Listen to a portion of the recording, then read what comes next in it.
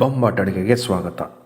ಸಾಲ್ನಾಗ ಬಿಟ್ಟು ಪರೋಟ ಇರಲ್ಲ, ಪರೋಟಾಗೆ ಬಿಟ್ಟು ಸಾಲ್ನ ಇರಲ್ಲ, ಎರಡನ್ನೂ ಬಿಟ್ಟು ನಾವಿರಲ್ಲ. ಬನ್ನಿ ಈ ಬೊಂಬಾಟ್ ಜೋಡಿನ ಮಾಡೋದು ಹೇಗೆ ಅಂತ ನೋಡೋಣ. ಸ್ಮಾಲ್ ಕರೆಕ್ಷನ್, ಪರೋಟ ಅಂತೂ ಮಾಡೋಕ್ಕೆ ಬರಲ್ಲ, ಬಟ್ ಬೊಂಬಾಟ್ ಸಾಲ್ನ ಅಂತೂ ಖಂಡಿತವಾಗ್ಲೂ ಮಾಡೋಕ್ಕೆ ಬರುತ್ತೆ. ಬನ್ನಿ ಹೇಳ್ಕೊಡ್ತೀನಿ ಹೇಗೆ ಅಂತ. ಮಿಕ್ಸಿ ಜಾರಲ್ಲಿ ಅರ್ಧ ತೆಂಗಿನಕಾಯಿ ತುರಿದಿಟ್ಕೊಂಡಿರೋ ಅಂಥದ್ದು ಫ್ರೆಶ್ ಆಗಿ ತುರ್ಕೊಳ್ಳಿ, ಸೂಪರಾಗಿ ಬರುತ್ತೆ ಸಾಲ್ನ. 8-10 ಗೋಡಂಬಿ ಹಾಕ್ಕೊಳ್ಳೋಣ. ಹಾಗೆ 1 ಟೀ ಸ್ಪೂನ್ ಗಸಗಸೆ, ಸ್ವಲ್ಪ ಬಿಸಿನೀರು ಹಾಕ್ಕೊಂಡು ಒಂದು 10 ನಿಮಿಷ ಬಿಟ್ಬಿಟ್ಟು ಅದನ್ನು ಸೇರಿಸ್ಕೊಂಬಿಡೋಣ. ಎಷ್ಟು ಬೇಕಷ್ಟು ನೀರು ಹಾಕ್ಕೊಂಡು ಸೂಪರ್ ಫೈನಾಗೆ ರುಬ್ಕೊಂಬಂದ್ಬಿಡೋಣ. ಈ ಥರ ಸಾಲ್ನ ಮಣ್ಣು ಪಾತ್ರೆಯಲ್ಲಿ ಮಾಡಿದ್ರೆ ಅದಕ್ಕೊಂದು ಸಪ್ರೇಟಾಗಿ ಒಂದು ಮರ್ಯಾದೆ. ಅದ್ರ ಜೊತೆಗೆ ಒಂದು 3 ಟೀ ಸ್ಪೂನಷ್ಟು ಎಣ್ಣೆ ಹಾಕ್ಕೊಳ್ಳೋಣ, 1 ಪಲಾವ್ ಎಲೆ ಹಾಕ್ಕೊಳ್ಳೋಣ, 1/4 ಟೀ ಸ್ಪೂನ್ ಜೀರಿಗೆ, ಜೊತೆಯಲ್ಲಿ ಸ್ವಲ್ಪ ಕಲ್ಲುವ,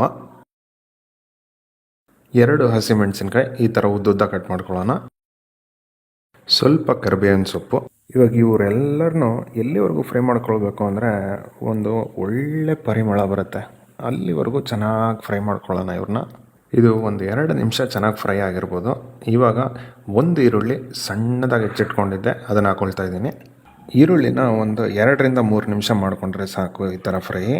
ಇದೇನು ಬಣ್ಣ ಚೇಂಜ್ ಆಗೋದೇನು ಬೇಡ. ಇವಾಗ ಇದಕ್ಕೆ ಶುಂಠಿ ಬೆಳ್ಳುಳ್ಳಿ ಪೇಸ್ಟ್ ಹಾಕ್ಕೊಂಡು 4-5 ನಿಮಿಷ ಚೆನ್ನಾಗಿ ಫ್ರೈ ಮಾಡ್ಕೊಳ್ಳೋಣ. ಇಲ್ಲಾಂದರೆ ಹಸಿ ವಾಸನೆ ಹೋಗೋವರೆಗೂ ಚೆನ್ನಾಗಿ ಫ್ರೈ ಮಾಡ್ಕೊಳ್ಳಿ. ಇದು ತುಂಬ ಇಂಪಾರ್ಟೆಂಟ್ ಸ್ಟೆಪ್ ಇದು.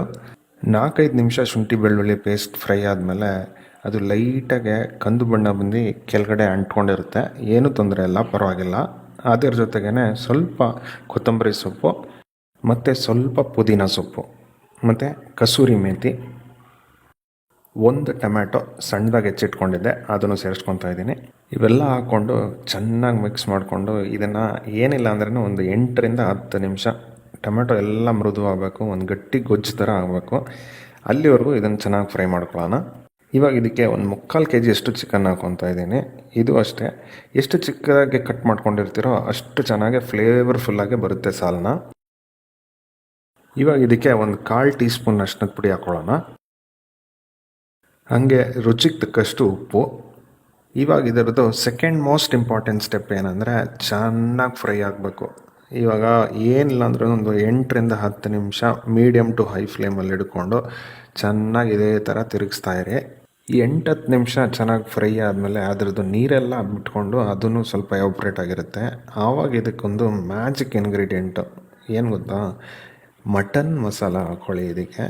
ಹೌದು, ನೀವು ಕೇಳಿಸ್ಕೊಂಡಿದ್ದು ಕರೆಕ್ಟಾಗೆ, ಮಟನ್ ಮಸಾಲ ಹಾಕ್ಕೊಳ್ಳಿ. ನಾನಿಲ್ಲಿ ಹಾಕ್ಕೊತಾ ಇರೋದು Aachi mutton masala, super flavourful, not paid review. 2 tea ಸ್ಪೂನಷ್ಟು, ಒಂದು 3/4 ಟೀ ಸ್ಪೂನಷ್ಟು ಖಾರದ ಪುಡಿ ಹಾಕ್ಕೊಂಡಿದ್ದೀನಿ.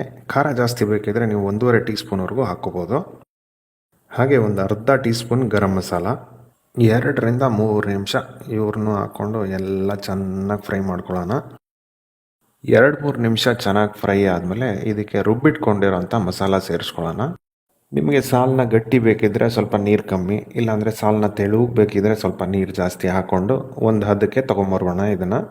ಆಮೇಲೆ ಒಂದು ಸಲ ಚೆನ್ನಾಗಿ ಮಿಕ್ಸ್ ಮಾಡಿಕೊಂಡು ಮುಚ್ಚಳ ಹಾಕಿ ಅದ್ರ ಪಾಡಿಗದು ಒಂದು 8-10 ನಿಮಿಷ ಬೇಯಲಿ. ಅದೇ ಟೈಮಲ್ಲಿ ಉಪ್ಪೇನಾದರೂ ಕಮ್ಮಿ ಇದ್ದರೆ ಸ್ವಲ್ಪ ಅಡ್ಜಸ್ಟ್ ಮಾಡ್ಕೊಂಬಿಡಿ. ನಿಮಗೆ ಒಂದು ಸೂಪರ್ ಆಗಿರೋ ಒಂದು ಚಿಕನ್ ಸಾಲನ್ನ ತಿನ್ನಬೇಕು ಅಂದರೆ ಇದರಲ್ಲಿ ಯಾವುದೇ ಇಂಗ್ರೀಡಿಯೆಂಟ್ನು ಮಿಸ್ ಮಾಡೋಕ್ಕೆ ಹೋಗಬೇಡಿ.